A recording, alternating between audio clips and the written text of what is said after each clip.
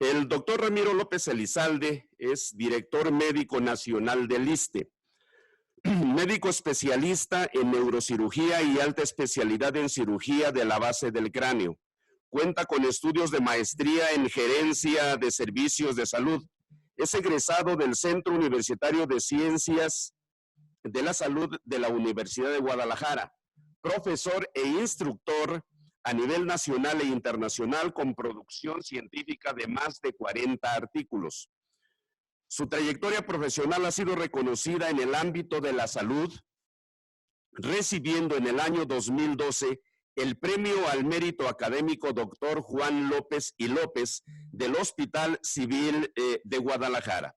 En el Instituto de Seguridad y Servicios Sociales del ISSSTE, ha sido director médico de los hospitales regionales Dr. Valentín Gómez Farías en Jalisco y Presidente Juárez en Oaxaca.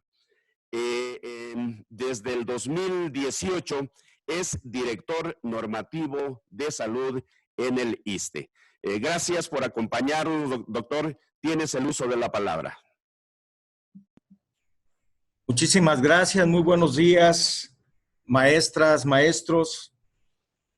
Un saludo al profesor, al maestro Alfonso Cepeda Salas y desde luego profesor Gustavo Michúa por esta invitación, este espacio.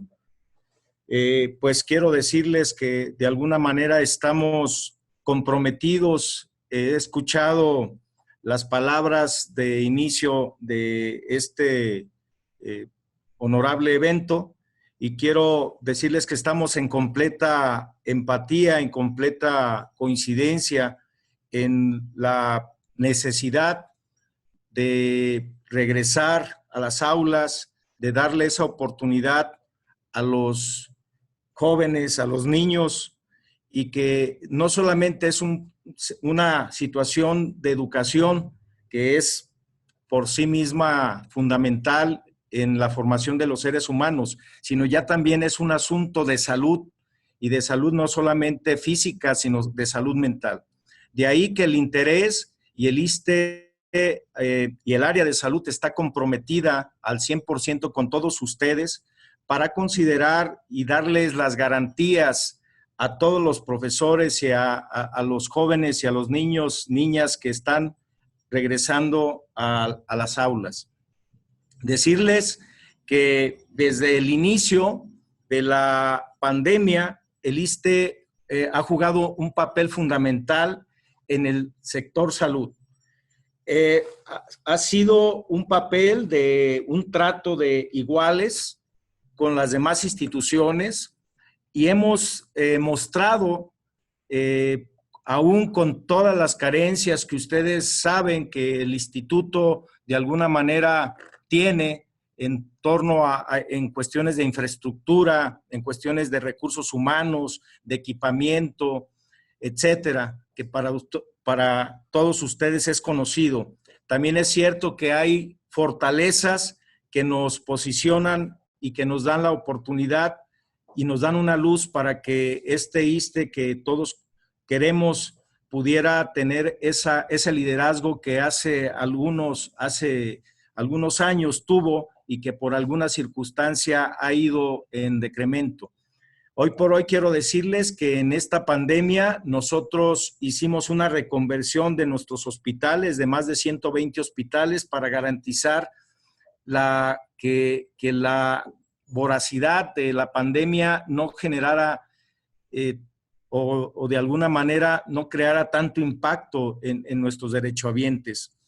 Es doloroso cada persona que ha sufrido y ha sido embestido por esta enfermedad. Es doloroso la pérdida de seres humanos, de maestros, de maestras. Sin embargo, no podemos agacharnos, bajar la guardia. Ante eso, pues estamos actuando de manera, estamos al 100. Esa reconversión que hicimos, pues inició en una sala de situación, es decir, las 24 horas del día nosotros teníamos monitoreados la cantidad de contagios que teníamos en nuestras unidades médicas. hoy por hoy esa propuesta de sala de situación. ¿Qué es la sala de situación? Es un espacio donde está concentrado un gran número de trabajadores con experiencia, tanto médicos, enfermeras, comunicólogos, que recaban la información y eso nos permite trazar estrategias para que de alguna manera poder tomar acciones de manera lo más rápido posible. Ese mismo modelo estamos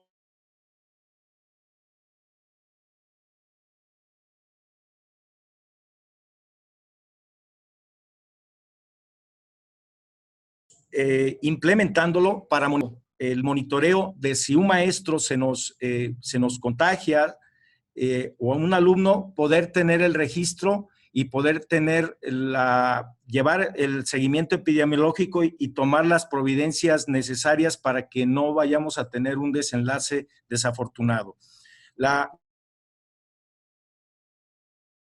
Por favor, una previa.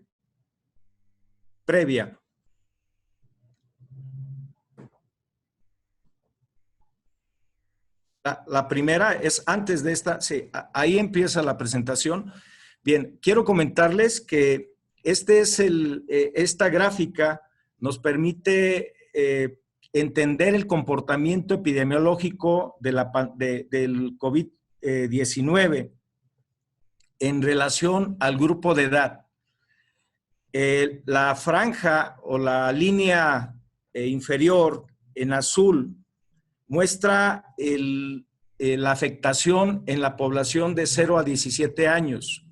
La primera causa de mortalidad, es decir, la propensión de morir o de enfermar en nuestro país, en ese grupo etario, es lamentablemente los accidentes. La pandemia ha generado una afectación no tan contundente en este grupo etario, de tal manera que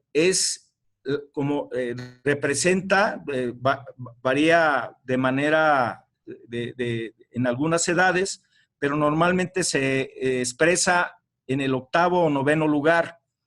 De tal manera que es importante que ustedes sepan el escenario y bueno, como ustedes ven, el grupo ahora, actualmente, el grupo de 18 a 29 años, pues ahora está repuntando, ¿sí? Y ahí eso es como tener una fotografía de cómo se está comportando actualmente la pandemia. Es decir, está virando. ¿Me da la siguiente, por favor? Nosotros hemos establecido dentro de ese liderazgo del ISSSTE unas guías operativas.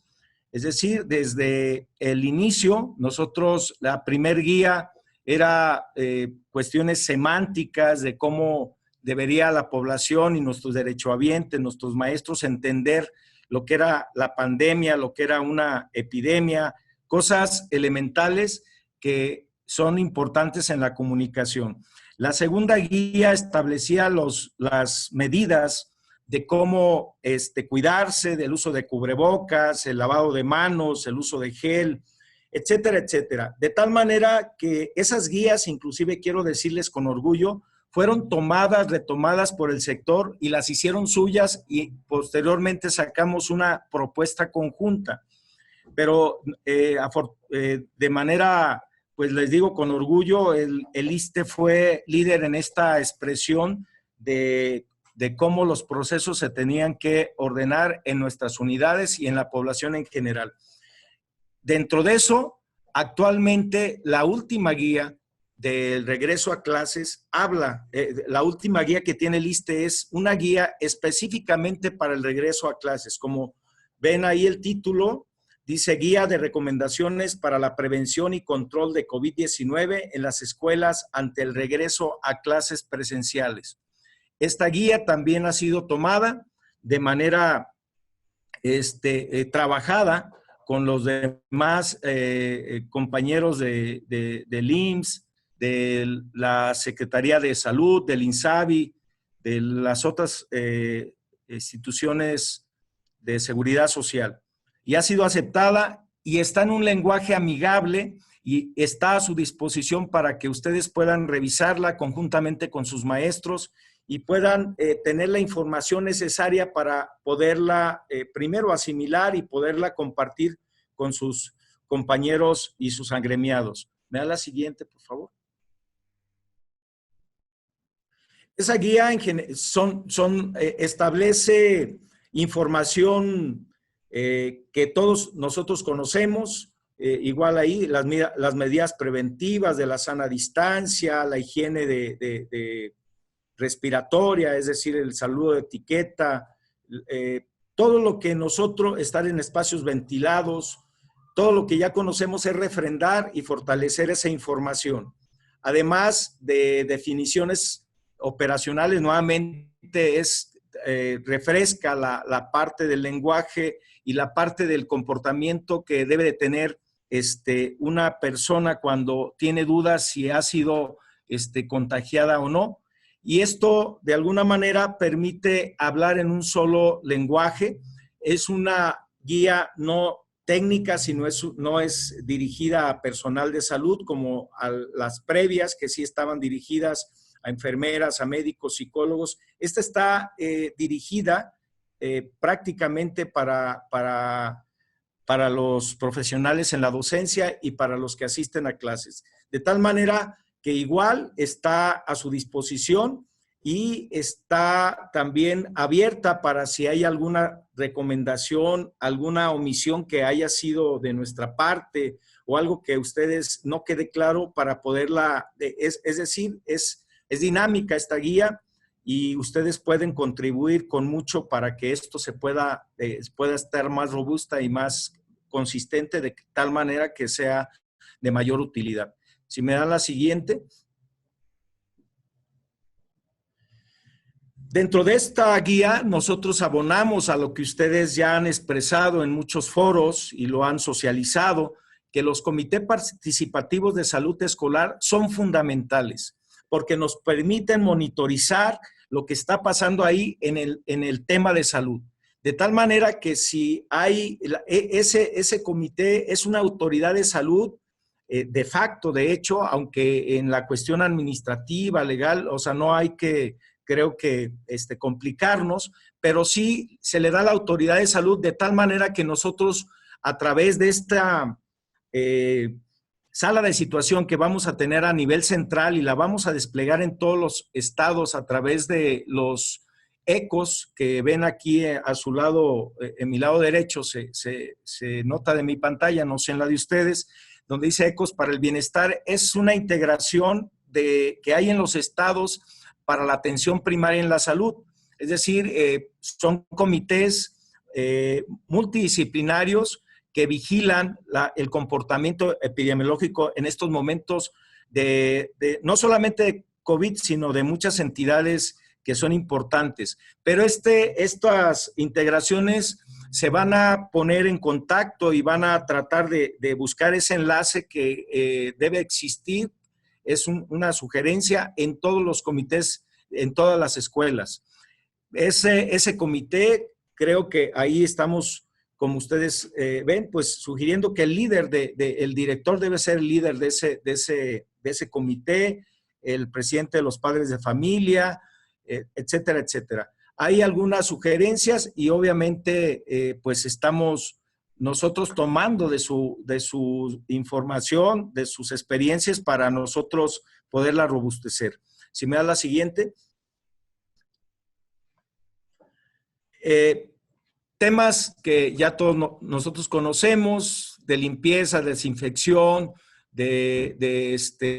las condiciones del aula, pues tienen que ser tocadas en ese comité de salud. La siguiente, por favor. De igual manera, se tiene que abonar a los tópicos obligados, el filtro de casa, filtro escolar, los filtros en los salones de clases y también manifestar y dar información de algunas situaciones que ya son hoy por hoy de poca utilidad.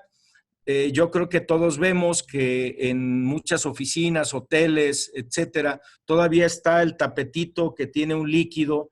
A veces no sabemos qué líquido le están aplicando porque ha sido tan ambiguo que hoy por hoy la utilidad de esos tapetes pues ya realmente están, hoy por hoy están fuera de una situación regulatoria, pero sobre todo de la utilidad que nos pueden aportar.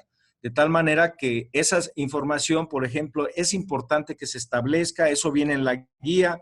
Los arcos sanitizantes, no sé si recordarán que al inicio de la pandemia era una exigencia, inclusive nos llegaron a hacer manifestaciones porque no se querían los trabajadores integrar muchas veces a los centros de trabajo porque requerían un arco sanitizante que hoy por hoy pues está proscrito, no es necesario. Y toda esa información es importante tenerla para darle la tranquilidad a los padres de familia, a los niños, a los jóvenes que ingresan y obviamente a los maestros que están con nosotros. Si me da la siguiente, por favor.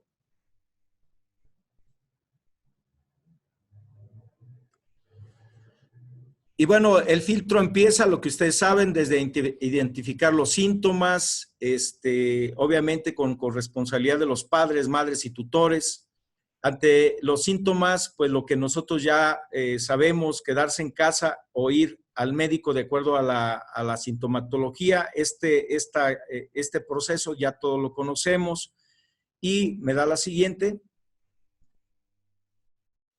La sintomatología también, que estamos todos familiarizados, el uso correcto del cubrebocas, de la sana distancia y de la toma de la temperatura, el monitoreo cuando ya se está manifestando la expresión de alguna sintomatología que está iniciando. ¿Me da la siguiente, por favor? El filtro de salón de clases, eso son temas que vienen aquí en la guía. Me da la siguiente, por favor. Y en esta misma guía viene una batería de preguntas frecuentes.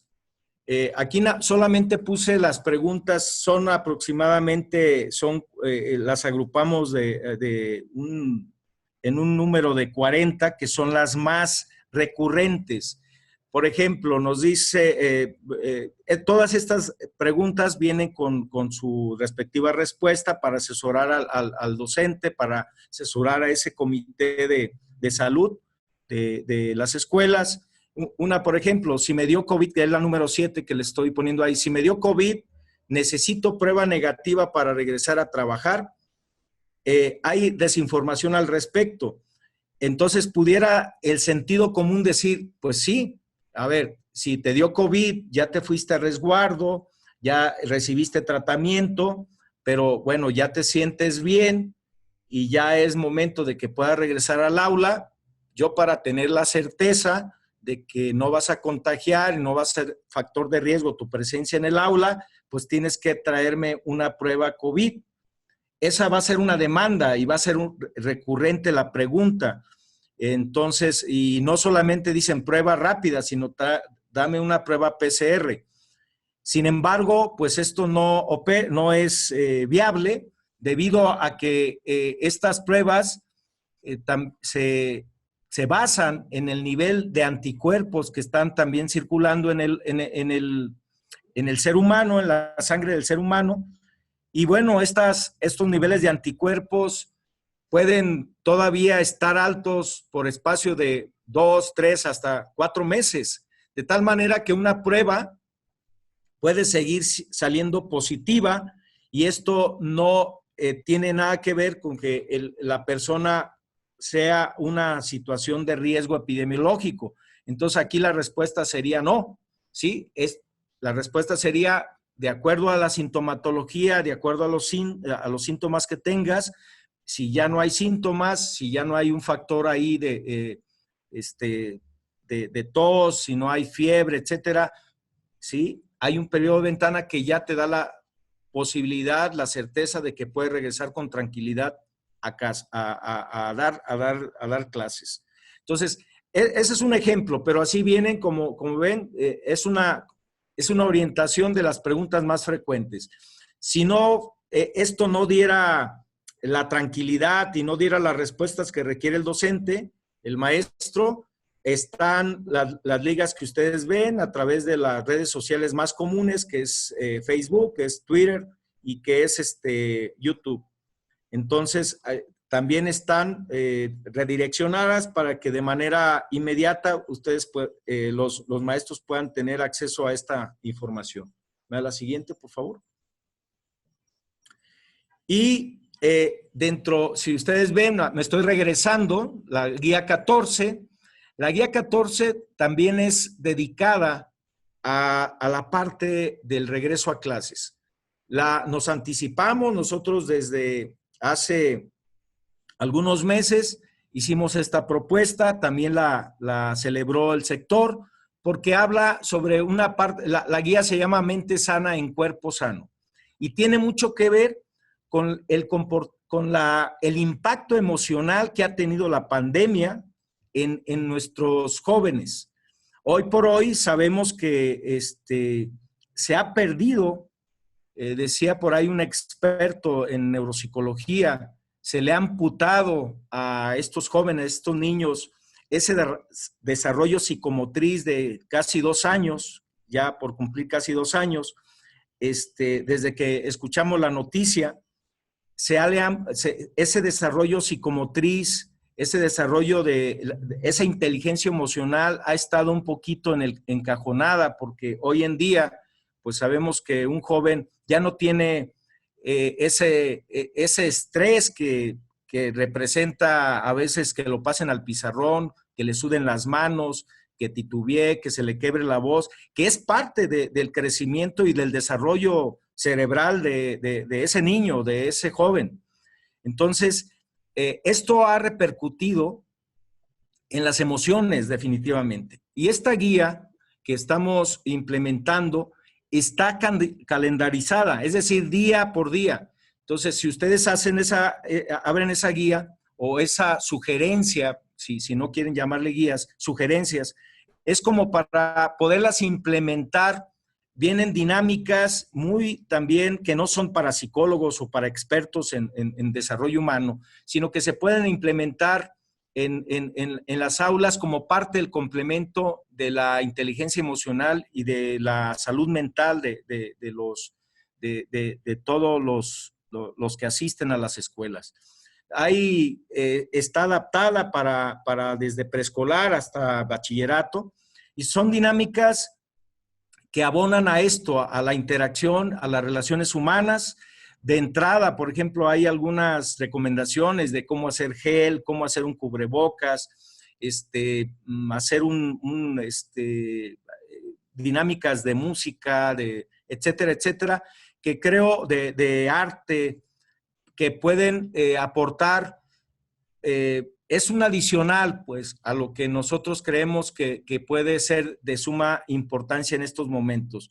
Hoy, pues, la Organización Mundial de la Salud nos ha dado el visto bueno sin querer de esta propuesta, porque ellos se han manifestado la semana pasada de que lo primero que hay que atender justamente la parte de la salud mental de la población. Entonces, no se diga, pues, en el gremio y en la parte que nosotros estamos, de lo que estamos hablando. ¿Me da la siguiente, por favor? Y bueno, también viene esa propuesta de si se detecta un caso sospechoso, qué es lo que hay que hacer, ¿sí? La notificación, asistir al médico. Aquí el hospital nos va a dar información a la sala de situación. Vamos a tener la interacción, como les comentamos, con el comité de salud de las escuelas, y vamos a dar el seguimiento epidemiológico. Nosotros vamos a tener el nombre del profesor y los datos que nos permitan, teléfono, etcétera, y estar monitorizando la salud del profesor y de su familia. Ahora, ¿por qué apelamos mucho a los comités de salud? Porque puede ser que un maestro no se haya atendido en una unidad médica del ISSSTE. Él haya decidido o que tenga otro empleo y que haya ido al Seguro Social o que haya ido a un hospital privado y desde ese espacio nos haya solicitado una incapacidad, etcétera. Como no tenemos el referente para poderle dar seguimiento porque ese maestro no llegó a atención médica a nuestras clínicas, entonces los comités de salud de las escuelas es muy importante que nos retroalimenten. Por eso ahí la posibilidad de estar en estrecha comunicación y a través de ellos tener la información para nosotros actuar en consecuencia. De tal manera que vamos a tratar de que ese espacio para los maestros no sea, aparte de que estén batallándole con el contagio, que no sea desgastante la parte administrativa y facilitarles todo lo que tenga que ver con licencias médicas. Se ha instruido, yo he estado en comunicación desde que el maestro Cepeda, el profesor Michúa me solicitaron que pusiéramos mucha atención en esta parte, dando instrucciones a los directores de los hospitales y a los subdelegados médicos para que no se dile en los procesos administrativos en torno a licencias y demás, y que también se apele a la ética y a la moral del maestro, y si el maestro no puede ir por su incapacidad, se pueda extender a través de un familiar, etcétera, y se evite toda esa odisea que muchas veces, lejos de fastidiar también a veces al maestro, genera también hasta riesgos de contagio a la población en general. ¿Me da la siguiente? Y bueno, también hay un proceso, no los voy a fastidiar. ¿Me da la siguiente? La sala de situación es algo, de lo que le estaba hablando. Esto es, por ejemplo, hay una sala de situación, la que ven la foto de abajo, y estamos comunicados con una sala de situación en Tlaxcala, que es la que nos retroalimenta. Esta sala ahí donde dice Tlaxcala, pues va a estar en comunicación con el comité de salud de cada una de las escuelas. La siguiente, por favor. Es algo igual que se monitorea, pues ustedes ven ahí, se monitorea primero pues el estado, la edad, las condiciones, etcétera. Es toda una ficha, no es abrumadora, de tal manera que esta información nos la puede dar de manera muy amigable el Comité de Salud de las escuelas. ¿Me da la siguiente? Y ahí sí le pediría, me voy a tomar la libertad de, si me permiten, con todo el respeto, sé que me toca a mí la exposición, pero en un par de minutos que la maestra Elsa, la doctora Elsa, que es nuestra subdirectora, les dé la información de cómo de manera puntual se va a hacer el tema de la emisión de las licencias médicas por COVID-19. Pero les reitero, la indicación que se tiene es facilitar quitar toda la tramitología, quitar la burocracia, quitar todos esos enredos que lamentablemente a veces se expresan en las unidades y garantizan un malestar, se prevé un malestar de entrada. Entonces vamos a tratar de que esto sea lo más ordenado posible y que si ustedes tienen una queja puntual, de manera inmediata nos la hagan saber. Nosotros vamos a dejarles unos teléfonos para que podamos tener también una comunicación con ustedes. Si me permiten un par de minutos, doctora Elsa. Hola, muy buenos días a todos. Sí, este es el tema para la emisión de las licencias médicas. Como les comenta el doctor, estamos facilitando que puedan ser oportunas y eficaz la emisión de la licencia. En caso de que un paciente tenga la definición operacional de caso sospechoso de enfermedad respiratoria viral, acude a las áreas respiratorias de las unidades médicas. Inicialmente puede darle la licencia por 5 días en caso de que necesite realizar la prueba PCR o una prueba rápida. En caso de que no sea necesario hacer la prueba porque sea un caso ya operacionalmente positivo, o bien el familiar o el trabajador ya lleve una prueba positiva de un laboratorio reconocido, se le darán los 14 días inicialmente. En caso de que se le dieron los primeros 5 días, en el momento en que presente su prueba positiva, se dará la licencia médica por otros 9 días. En caso de que el resultado sea negativo de la prueba PCR o de la prueba rápida, habrá un retorno a sus labores. El seguimiento será puntual a través de los medios que ya les comentaba el doctor Ramiro López Elizalde, con señales de alarma de dónde, en qué momento acudir a la unidad médica, en qué momento acudir a una unidad hospitalaria. Y aquí es importante que el trabajador sepa que no se le podrá exigir una segunda muestra, un resultado de laboratorio negativo para incorporarse a sus labores. En el momento en que termine la licencia médica, puede incorporarse a sus labores. En caso de que el COVID haya afectado algún otro órgano o que tenga alguna complicación, se emitirá una licencia ya por el diagnóstico específico de la complicación del COVID que haya tenido el trabajador. ¿Me pasan la siguiente, por favor? En caso de que haya un caso confirmado en un centro de trabajo por COVID, el caso confirmado tiene que aislarse, tramitar su licencia médica y se hará el seguimiento de caso. El personal en contacto con el caso positivo solamente seguirá con las medidas de prevención y vigilar la aparición de síntomas.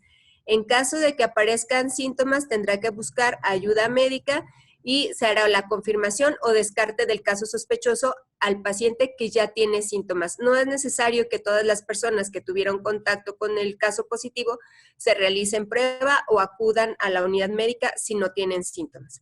Esto ya está confinado en las guías operativas en la número 3 y en la número 12 y nuevamente lo estamos retomando en la nueva guía para el regreso a clases. Eso sería todo en cuanto a la emisión de licencias médicas. Gracias.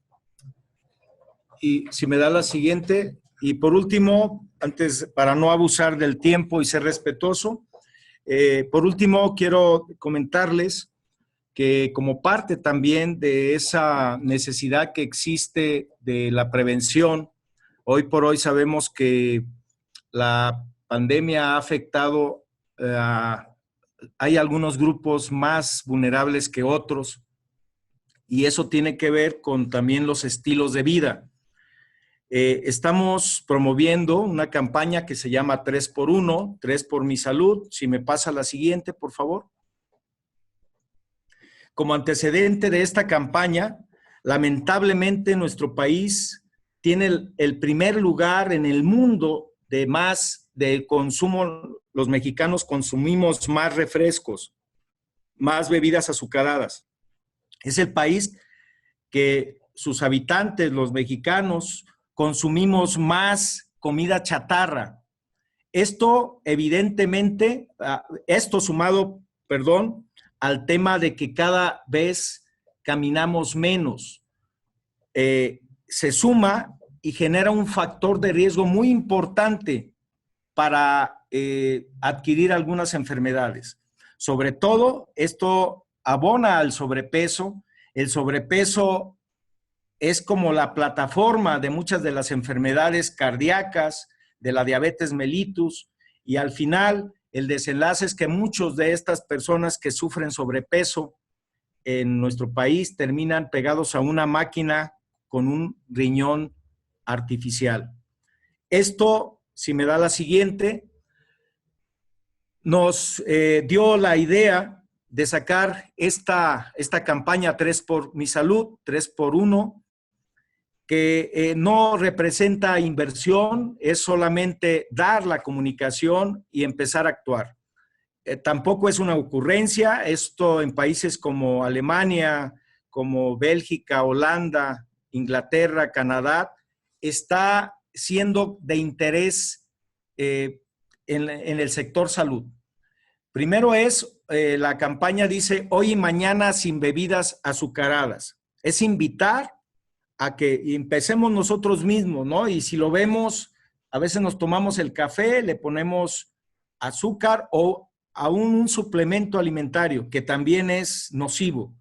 Le ponemos ese complemento alimentario y aparte tenemos el paquete de galletas, tenemos el pancito a un lado y entonces estamos consumiendo azúcar en exceso. La mamá que envía al niño con un jugo sintético que tiene una gran cantidad de azúcar, o el té con azúcar, la leche con azúcar, y luego le pone un par de galletas y lo manda como si eso fuera un desayuno. esta cultura hay que, de alguna manera, sé que hay determinantes y que se tienen que hacer políticas de salud muy claras, pero también hay parte de que la población nos podemos involucrar y poder ser factor de cambio en estos procesos. Entonces aquí es invitar, hoy y mañana sin bebidas azucaradas. Es un eslogan un poquito tramposo porque hoy y mañana pues es siempre, y esto de alguna manera es como empezar desde nosotros mismos, invitar a los maestros que en vez de la Coca-Cola que esté ahí, que el niño esté viendo que el maestro está tomando un refresco, pues que tenga el agua o su agua endulzada con la misma fruta, y al niño también se le invite a que haga esto a los papás de los niños. Lo otro es hoy y mañana sin comida chatarra, es algo muy similar, y el hoy y mañana 10,000 pasos por mi salud. Me da la siguiente. Quizá quede un poquito ambiguo el tema. ¿Qué pasaría si nosotros hacemos esta campaña? Reducimos el peso, el riesgo de diabetes, el riesgo de enfermedades cardíacas, de daño renal, de padecer cáncer y cosas tan triviales que pudieran ser como la caries, pero que tiene una representación muy importante en la salud, en la digestión, etcétera, etcétera. ¿Me da la siguiente?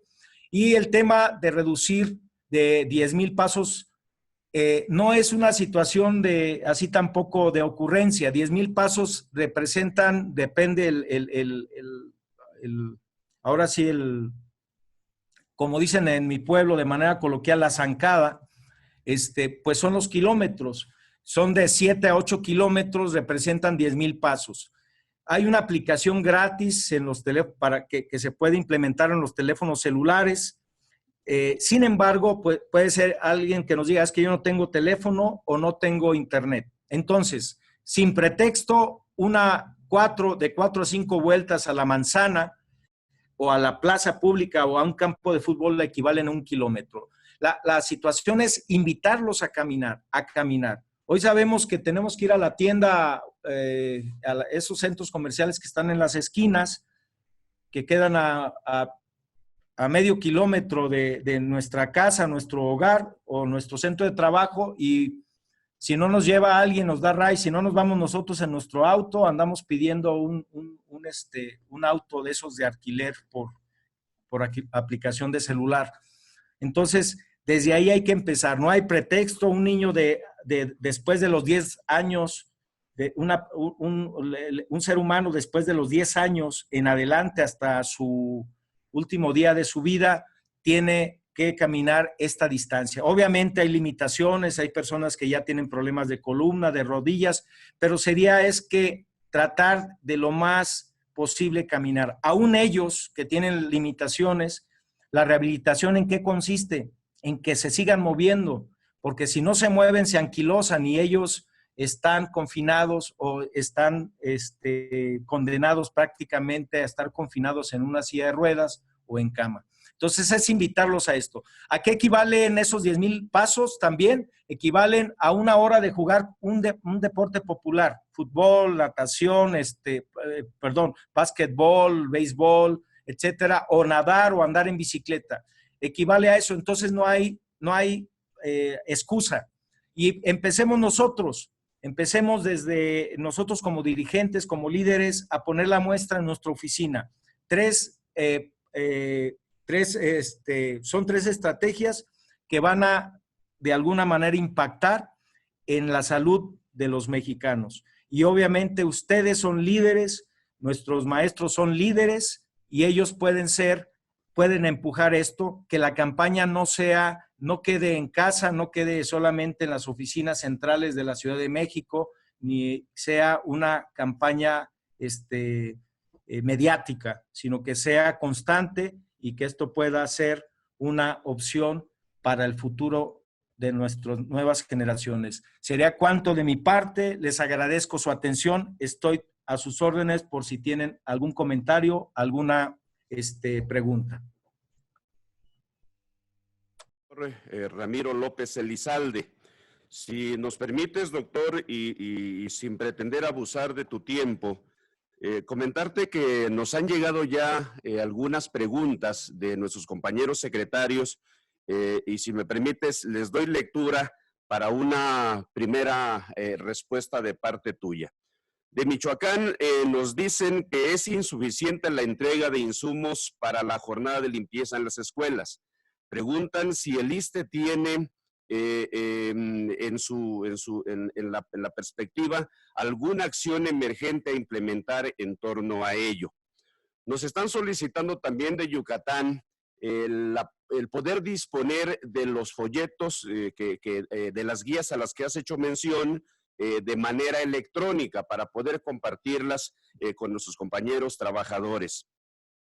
Nos preguntan de que si alguien se atendió de manera particular, no acudió al ISSSTE, ¿qué puede hacer si no llenó los formatos correspondientes a riesgo de trabajo? Esta quizás se responda con la participación del licenciado Carlos Augusto. Que pudieran repetir la ruta para la obtención de la licencia médica por parte de algún trabajador que llegue a contagiarse. En ese mismo tenor de Toluca nos preguntan que en donde no hay cobertura del ISSSTE, ¿qué debe hacer el trabajador para poder obtener su licencia? De Baja California nos dicen si el número de días de licencia médica en caso de COVID es estandarizado y aplica tanto para los vacunados como para los no vacunados. Y recordar y agradecerte la disposición, la disponibilidad para poder contar con vacunas de manera emergente de aquellos compañeros que en el país aún no han sido vacunados. Y recordarle a los secretarios que estamos por concretar ya esta etapa. Estas preguntas de manera inicial, doctor, si pudieras hacernos algún comentario. Con mucho gusto, maestro. En relación a la última pregunta, hay toda la garantía, hay toda de alguna manera la disposición en cuanto nos den la información en qué estados hay docentes, hay maestros que por alguna circunstancia, porque no querían al principio, no creían en la vacuna, porque la vacuna que se les iba a aplicar creían que no era la adecuada, etcétera, etcétera. Hay toda la actitud para que a través de su representación, profesor Michúa, nos puedan hacer llegar la lista y actuamos en consecuencia. Está garantizada la vacuna. Sí es de interés que sea lo antes posible para nosotros tomar las providencias y poder ser lo más eficaces posibles. En cuestión de si las incapacidades son estandarizadas, obviamente hay cuestiones, la respuesta es sí. Sin embargo, hay situaciones singulares, muy características de cada ser humano es diferente y el comportamiento también viral en cada uno de nosotros es distinto. Puede ser que una persona que le dé en estos momentos se infecte, no sea más que un catarro, se exprese como un catarro común, pues, o otra persona que lo llegue a generar un problema respiratorio restrictivo, inclusive termine en un hospital, pues los días de incapacidad pues serán acordes a la manifestación clínica y al comportamiento clínico que tenga en esos momentos la persona. No hay problema en las entidades donde no se tenga una representación del ISSSTE, en estados donde no hay robustez de parte del instituto, y ahí nos apoya el INSABI, nos apoya el IMSS. Ahí sería a través de un familiar, a través de que puedan, a través telefónica, acudir a la brevedad para darle seguimiento y ordenar toda la parte administrativa y darle las facilidades para que la parte de legal en el instituto no se les complique. De eso tengan la certeza. Ahorita le vamos a dejar el uso de la palabra al compañero para que él haga alusión al aspecto ya normativo de este tema. En cuestión de los insumos de las escuelas, miren, ahí sí nosotros no tenemos, podemos apoyar, pero no es el ISSSTE, ahí no tiene... esa es creo que sería que vieran ahí la parte ya muy particular con la Secretaría de Educación. Yo pudiera hacer ahí hacerle los comentarios necesarios a la Secretaría de Educación en cuáles escuelas hay que tener un poquito más de atención al respecto. Pero en cuestión, ahí lo que sí nos obliga es en las unidades médicas, si ustedes ven, sobre todo que falte alguna situación de medicamentos y eso, que estamos al 100, estamos empecinados a que cada día nuestras unidades estén lo más completas posible, pues esa es una responsabilidad. Ahí sí nos ponemos al 100% las pilas. Los folletos están ya en un formato electrónico, luego les damos el link para que puedan disponer de ellos. Son 15 hasta el momento, están por salir otros y van a estar a su disposición. Otro de las preguntas, o si quieren nuevamente, Elsa, repetir el proceso, para que ese proceso, quiero decirles, está en la guía 15. Esto que va a comentar nuevamente la maestra, la doctora Elsa, está establecido en la guía 15, lo pueden consultar ahí ya nuevamente. Si nos pasan nuevamente las diapositivas al compañero que está controlando la...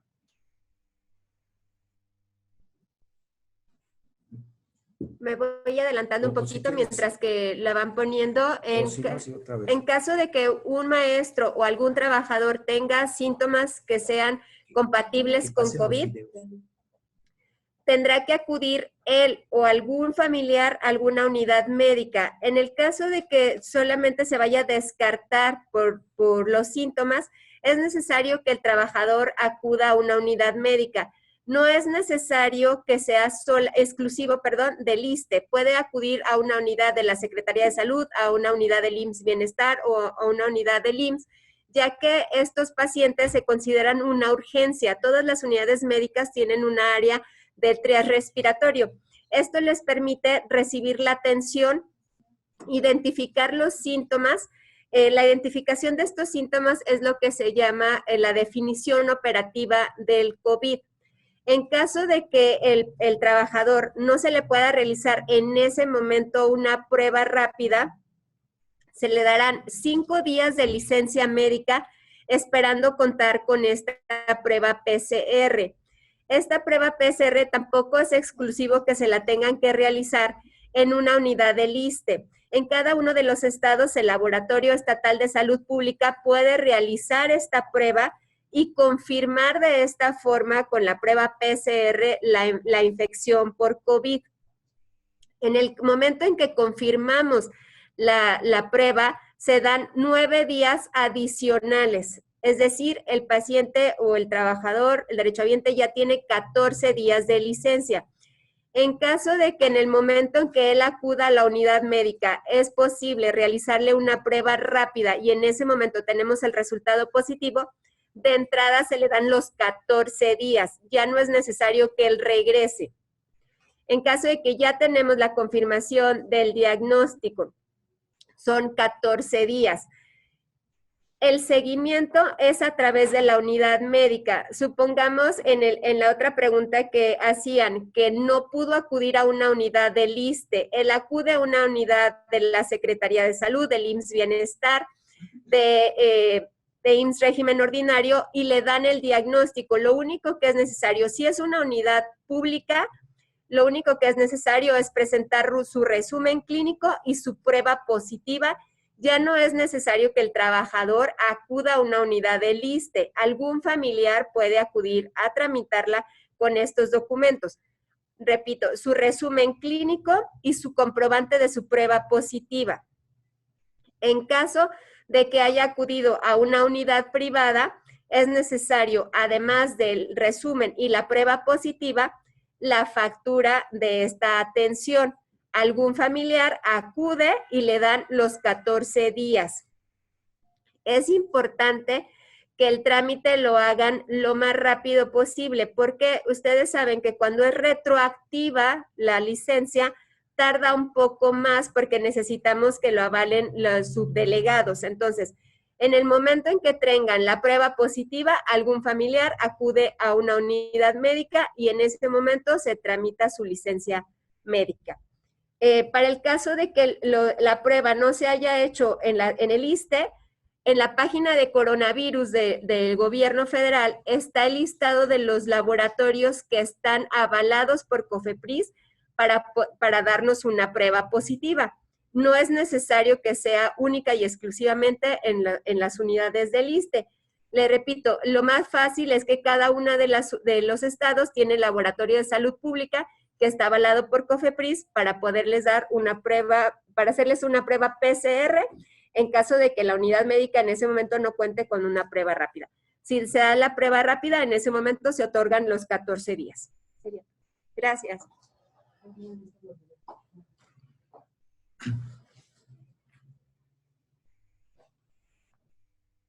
Doctora, nos están llegando más preguntas, algunas insistimos en que se van a responder de manera automática con la presentación que nos haga o la plática que nos dé el licenciado Carlos Augusto. Entonces, si nos permites, doctor, y nos esperas un poquito por si hubiera alguna otra pregunta que pudiéramos hacerte, le vamos a dar el uso de la palabra al licenciado Carlos Augusto Mercado Sánchez, subdirector de pensiones del ISSSTE. Adelante, licenciado. Muy buenos días. Los saludo con gran estima y gran respeto. Profesor Gustavo Michúa, muchísimas gracias por permitirme estar con ustedes. A todos las secretarias y secretarios de las distintas secciones del Sindicato Nacional de Trabajadores de la Educación, el máximo de los respetos. Muchas gracias por su presencia.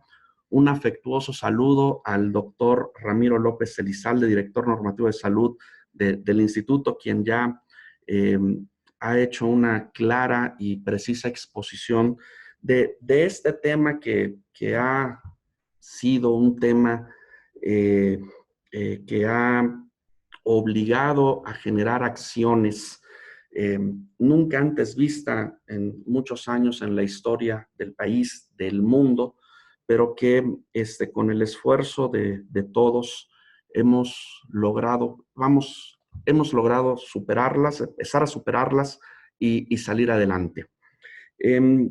Realmente quiero reconocer y agradecer en este espacio como mexicano, como padre de familia, la labor heroica que han hecho todos los cuerpos médicos, paramédicos, doctores, enfermeros, camilleros y choferes para atender esta emergencia sanitaria y a la cual se suma de manera decidida, igual con un heroísmo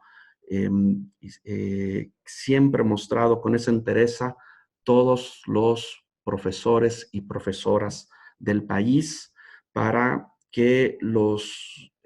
parar, como dijo el doctor Ramiro, estas también secuelas psicológicas en el desarrollo psicomotriz, psicológico y educativo que se han visto afectadas por esta pandemia en los niños y jóvenes del país. Primero que nada, muchas gracias. Atendiendo a la petición del profesor Michúa, y como dijo el doctor Ramiro, yo me quiero enfocar a lo que sucede después, a todos estos procesos normativos que suceden después de que algún trabajador, en este caso, profesor, trabajador del magisterio, pues fue expuesto a esta enfermedad del COVID-19 y qué tratamiento se le va a dar. Antes que nada quisiera reiterar lo que ya bien dijo el doctor Ramiro, que el instituto ha establecido todas las medidas necesarias, no ha escatimado esfuerzo alguno para contar con los recursos, procedimientos, normas, estructura e infraestructura para atender al COVID-19 de una manera integral, tanto en la parte médica como todas aquellas secuelas que se deriven de carácter médico, pero también de carácter pensionario. En este sentido, desde abril del 2020, el ISSSTE, a través de su Dirección Normativa de Prestaciones Económicas, Sociales y Culturales, estableció procedimientos para todas las áreas de medicina del trabajo que están en las subdelegaciones de prestaciones de las representaciones estatales, con el objeto que tanto el Comité de Medicina del Trabajo como los subcomités en los estados pudieran valorar y determinar los casos de COVID-19 como un riesgo de trabajo. Quiero en este punto asegurarles a todas y todos ustedes que el instituto está consciente y está preparado, no ha parado un solo día desde que inició esta emergencia sanitaria en atender todos estos casos de medicina del trabajo, tanto de caso de invalidez, tanto casos de riesgos de trabajo, a los que se les suma de una manera particular aquellos casos que se deriven de la enfermedad COVID-19 y de esta pandemia. En esta normativa se establece con claridad que cuando un trabajador está expuesto a este virus, al SARS-CoV-2, en ejercicio y con motivo de su trabajo y quede contagiado con COVID-19, se le deberá reconocer este riesgo de trabajo y en su caso evaluar las secuelas que deriven de la misma para determinar la procedencia de la incapacidad y en su caso la procedencia de la pensión. ¿Qué significa esto? Que si una persona, en este caso un maestro, en ejercicio y motivo de su trabajo ha quedado contagiado de esta enfermedad COVID-19, existen las normas y los procesos para que el instituto reconozca ese riesgo de trabajo y se determinen los derechos que en su caso deriven de esta enfermedad. ¿A qué me refiero con estos procesos? Los voy a mencionar de manera general, si me lo permiten. El doctor Ramiro ya hizo una explicación muy profunda de la parte médica y estos procesos, como él bien dice, se refieren a la parte normativa y a la parte operativa con posterioridad. Los comités de medicina del trabajo y los subcomités en las representaciones estatales valorarán la causa-efecto que tengan presentando la prueba positiva de COVID-19 y que esta prueba coincida con las fechas que hemos visto en todas las guías que nos certifica la dependencia y entidad en la cual el trabajador estuvo laborando. ¿Qué significa esto? Significa que si un trabajador queda expuesto a la enfermedad durante los 15 días anteriores y 15 días posteriores, en los que la dependencia y entidad informe que estuvo laborando y la fecha de la prueba positiva se da en ese lapso, automáticamente se configuraría como una enfermedad, como esta enfermedad fue producto de la exposición por motivo de su trabajo y se atenderá como un riesgo de trabajo.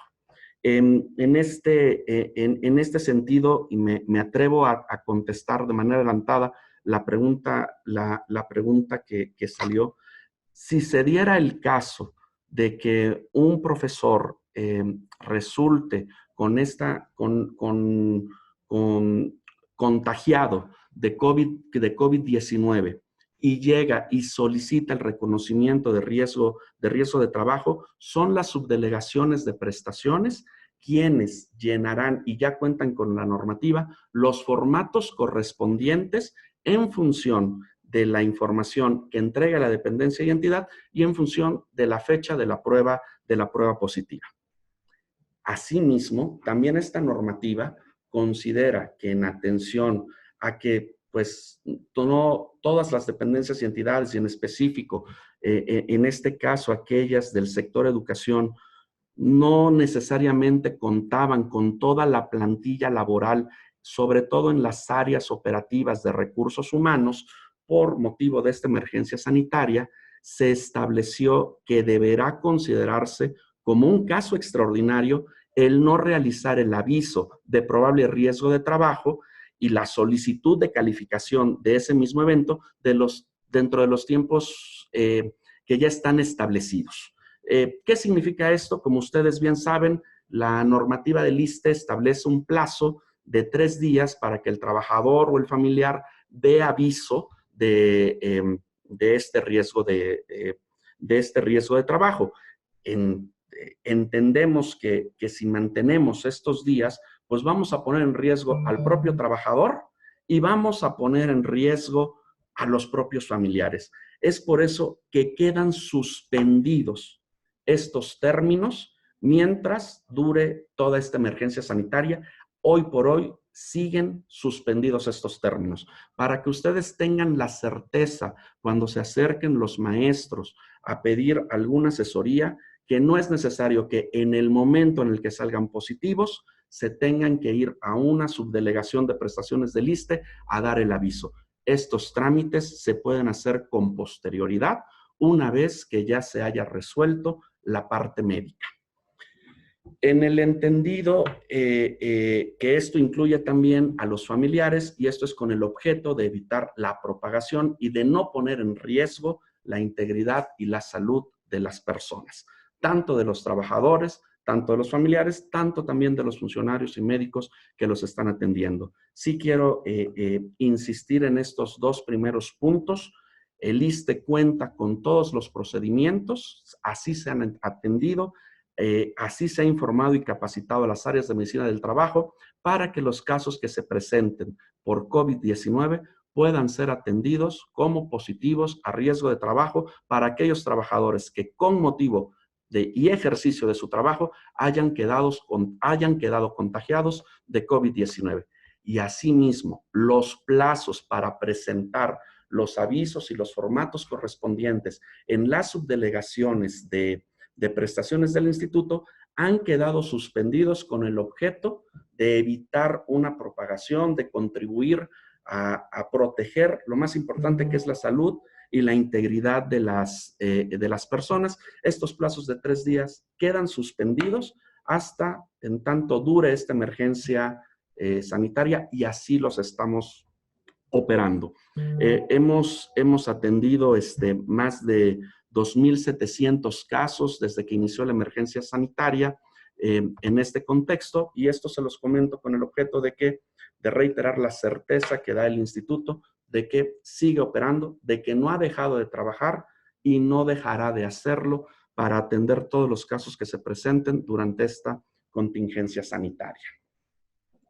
Adicionalmente a lo anterior, lo tengo que mencionar, nosotros observamos en materia pensionaria tres momentos o tres situaciones, tres posibles escenarios una vez que el trabajador ya haya sido contagiado de COVID. El primer escenario es aquel trabajador que, siendo contagiado de COVID, tiene esta recuperación, tiene una recuperación médica favorable, no fue necesaria ningún procedimiento médico posterior, y después de cumplir con los tiempos establecidos por los médicos tratantes, tiene una recuperación completa y se reincorpora a trabajar. En este caso, pues no fue necesario, digamos, que se generara ningún procedimiento posterior al evento médico.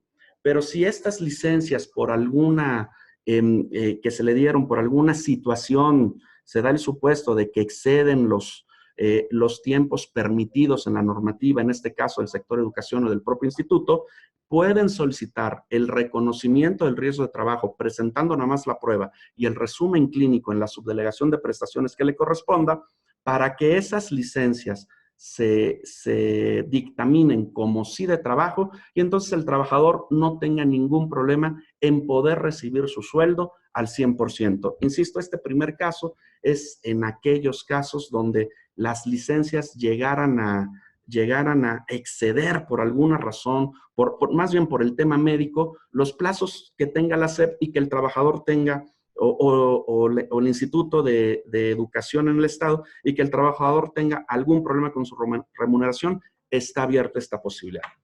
El segundo escenario es en el cual el trabajador termina su recuperación de COVID-19, pero queda con alguna secuela médica.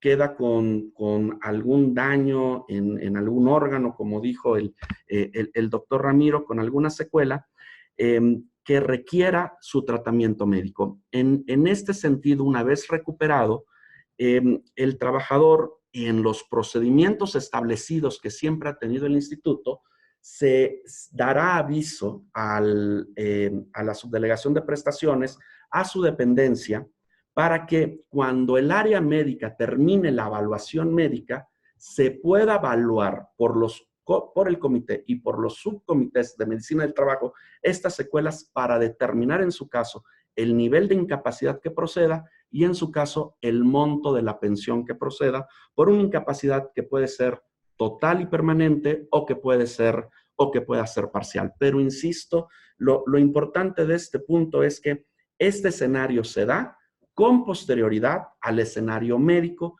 y dependiendo de las conclusiones médicas que se determinen. Para eso se van a seguir los procedimientos establecidos que siempre ha operado en el instituto para la evaluación de secuelas y la determinación de una incapacidad por una enfermedad. En este caso, ya sería una enfermedad profesional porque fue por motivo del trabajo y en el ejercicio de las funciones que tuvo el maestro. Insisto, aún en este segundo escenario, estos tiempos de los avisos siguen estando suspendidos. Este aviso se da con posterioridad a la recuperación médica que ya haya tenido el trabajador.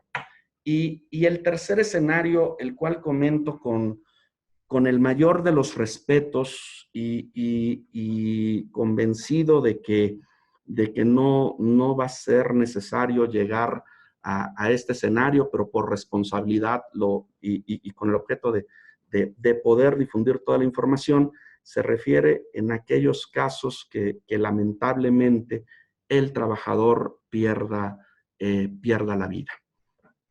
En este sentido, insisto con el mayor convencimiento de que no se presenten casos de esta naturaleza en el sector educativo, pero que, como ustedes saben, se han presentado casos en el país.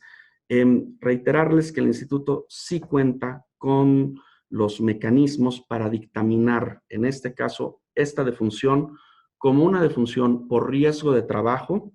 La dictaminación que van a hacer las áreas de prestaciones y los subcomités médicos están basadas ya nada más en la prueba positiva y en la certificación de causa-efecto que haga en el acta administrativa la dependencia y entidad de que el trabajador estuvo desempeñando sus funciones frente al grupo o alguna otra función y que con motivo del trabajo haya quedado, pues haya estado contagiado y haya tenido este desenlace.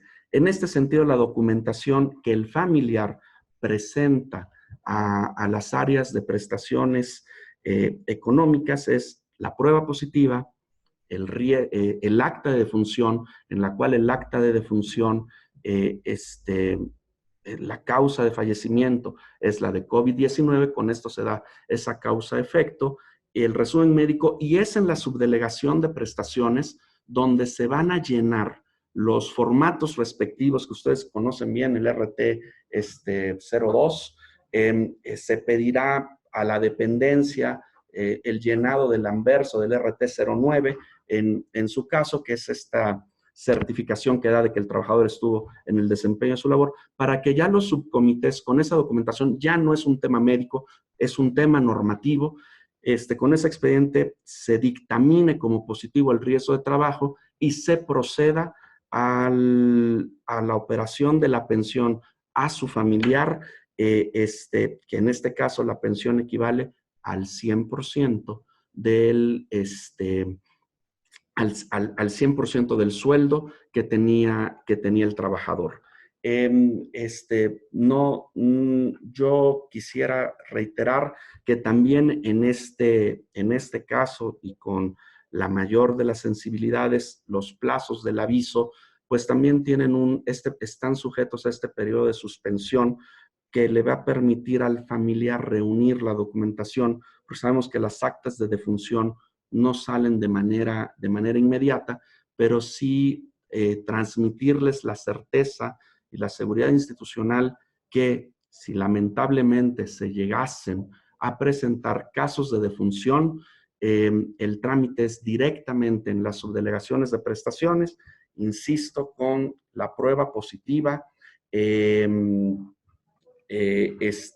con la prueba positiva de COVID-19 con el acta de función, y en la subdelegación se tomará las medidas para el llenado de los formatos, para los avisos a la dependencia y entidad, a las dependencias y entidades, en este caso del sector, en el sector educación, a efecto de contar con el expediente y dictaminar esos casos como procedentes por riesgo de trabajo para que los familiares cuenten con la pensión. No omito, y también les quisiera mencionar que adicionalmente de estos plazos que están suspendidos para que se dé aviso al instituto, también están suspendidos los avisos de solicitud de calificación de 30 días. Es decir, para evitar que los familiares tengan que estarse moviendo con un probable contagio, que también guarden el resguardo necesario, hemos suspendido estos plazos para poderlos atender en el momento en el que su salud ya no esté en riesgo y en el que estén plenamente sanos y puedan hacer estos trámites, que se harán con el mayor de los respetos y con la mayor celeridad dentro de las normas que ya han quedado establecidas y definidas desde abril del 2020. Yo quisiera platicar esto de manera general, mantenerme a sus órdenes para todas las preguntas y con estas preguntas que ustedes sabían tengan, poder profundizar ya en casos específicos, y quedo a sus órdenes. Muchas gracias, licenciado. Creo que se respondieron algunas de las preguntas que nuestros compañeros hacen. Por atención a ellos, las cito. De la sección 12 de Durango nos preguntan que si el trabajador queda delicado de salud y esto le impide continuar con el ejercicio o desempeño de su función, ¿qué protección otorga el ISSSTE? Y si aplicaría la incapacidad total y permanente. Y también nos preguntan que aquellos compañeros que se contagiaron antes de que entrara en vigor esta norma, que fue el 22 de abril pasado, y quedaron con secuelas, si pueden todavía solicitar ser protegidos por riesgo de trabajo. Son en sí las preguntas que tenemos en torno a ello, licenciado. Si pudieras hacernos algún comentario. Sí, por supuesto, con gusto, y gracias, profesor. Sí, efectivamente, sobre el tema de las secuelas, si hay algún, si hay algún compañero, algún maestro, miembro del magisterio que haya quedado después de su enfermedad con secuelas médicas, este supuesto se configura dentro del segundo escenario, dependiendo de la evaluación médica, del dictamen médico que tenga el área médica. Entonces se valorará el grado de secuelas. Y sí, efectivamente, dependiendo de este grado de secuelas, la pensión y la protección puede ir desde una incapacidad parcial hasta una incapacidad total. Esto ya dependería del resumen clínico que se presente para integrar el expediente dentro de los procesos normales que tiene el instituto, y efectivamente la Seguridad Social del ISSSTE abarca esta protección también para que esta protección a través de una pensión por riesgo de trabajo que puede derivar en una incapacidad parcial o una incapacidad total, para aquellos trabajadores que médicamente hayan sido determinados con secuelas. Para esto será la evaluación correspondiente por las áreas de medicina de trabajo a través de las subcomisiones y el propio comité. En relación a los contagios, previos, le digo, por supuesto que sí. ¿Qué es importante en este sentido? Aquí es muy importante para aclarar que esta normativa se hace para garantizar y transparentar los procedimientos que el ISSSTE tiene que hacer para reconocer o para tratar al COVID-19 como una enfermedad profesional en los casos que se presente. Lo que sí es importante es que los maestros son derechohabientes del ISSSTE antes, después, y lo seguirán siendo, de esta normativa. y han sido y seguirán siendo después de esta pandemia, por ende gozan de toda la protección y seguridad social que esté contenida en la ley del ISSSTE. Para este caso específico que usted me pregunta, lo único que se va a necesitar es la certificación o el acta de la dependencia y entidad de que tuvo este contagio con motivo en el ejercicio de su trabajo o con motivo de las actividades que estuvieron haciendo antes del regreso a clases, porque el sector educativo no paró. El sector educativo se siguió preparando para este punto, siguió asistiendo, siguió capacitándose. Entonces, la dependencia y entidad certifica que fue por realización de estas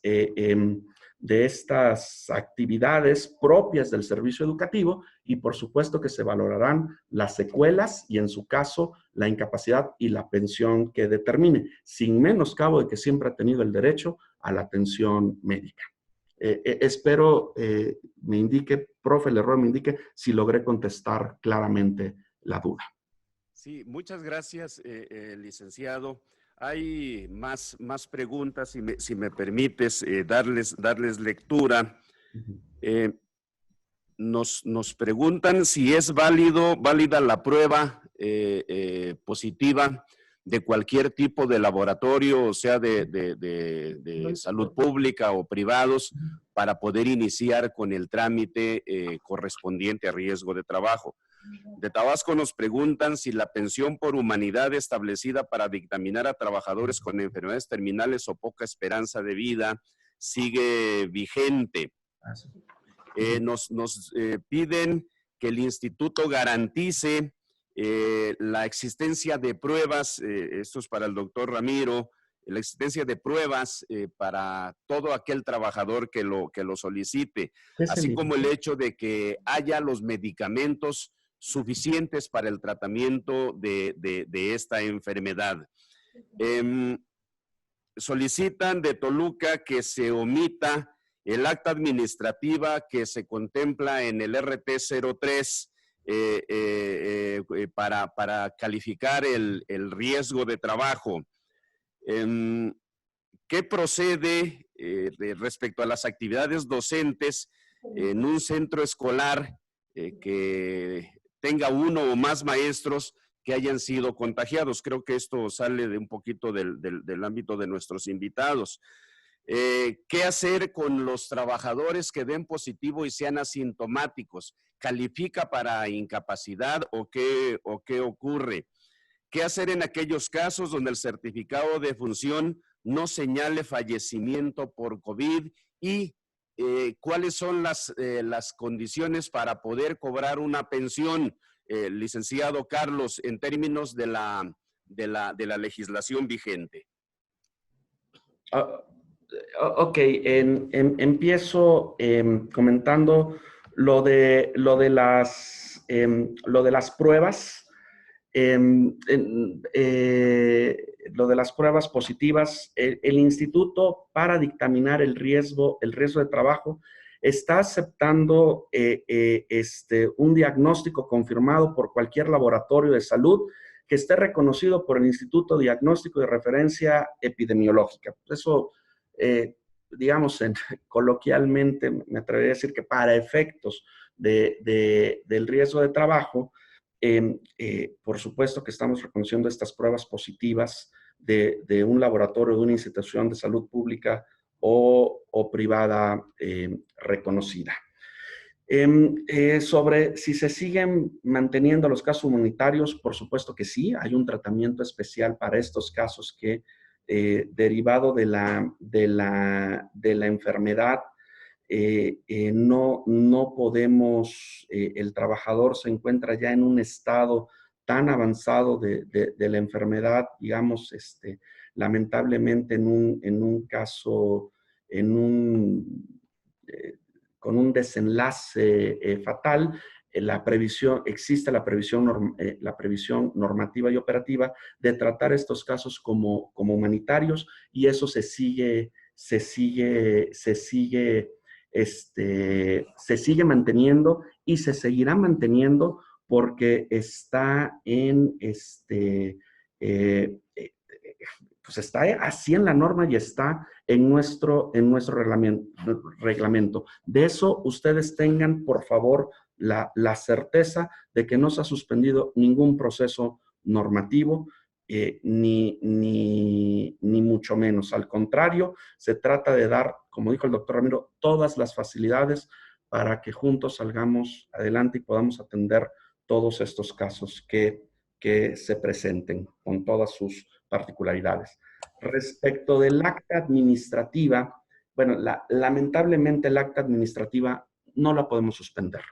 El acta administrativa es un requisito, en este caso normativo, y es un requisito fundamental porque con esa acta administrativa se da por confirmada la relación causa-efecto de que el maestro quedó contagiado de COVID-19 en el ejercicio y por motivo de su trabajo.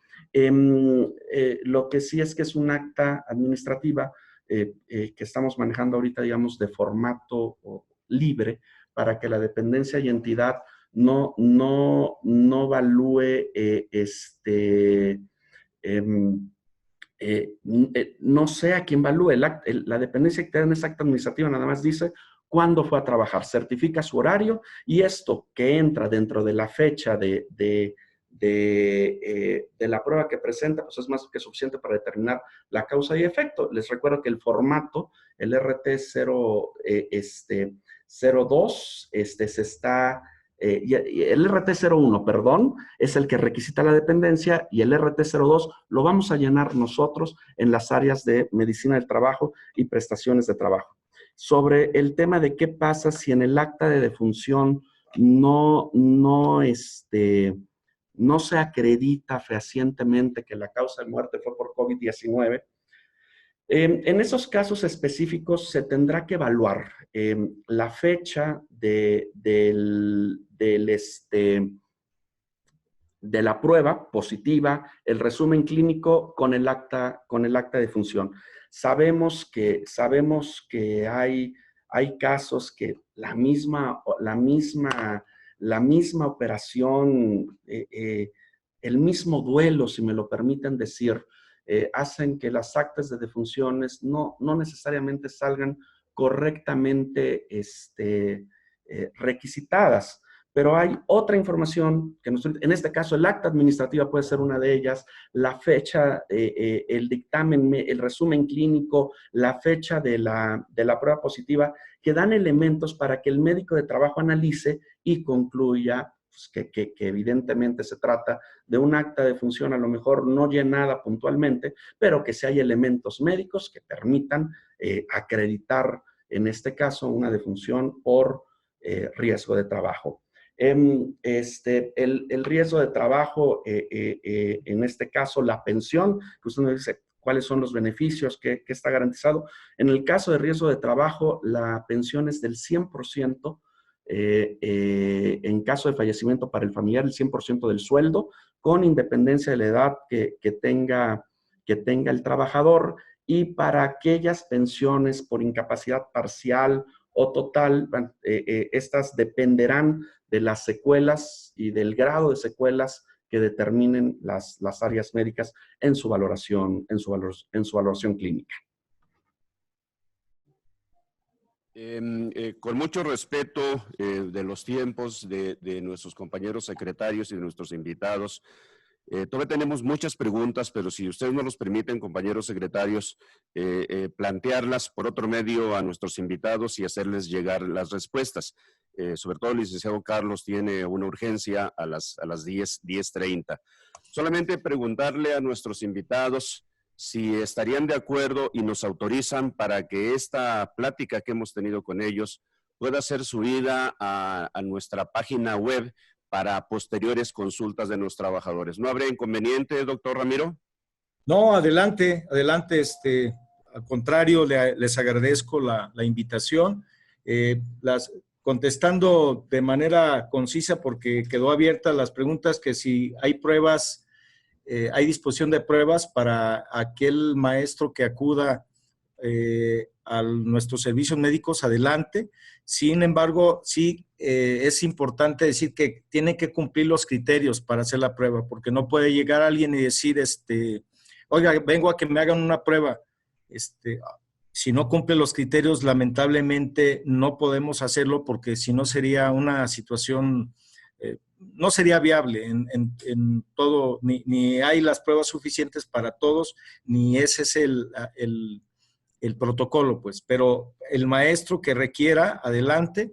Si por alguna circunstancia no se tiene o no se tiene ahí en el momento, porque no ha llegado de parte de niveles centrales, se le autoriza de manera pronta el que se pueda pagar ahora sí, la prueba nuevamente, valga la redundancia, siempre y cuando sea en un gabinete aprobado por la COFEPRIS. En torno a los medicamentos, les digo que hay la disposición en estos momentos de los que han sido aprobados, tener un poquito de cuidado, porque hay medicamentos que ya está comprobado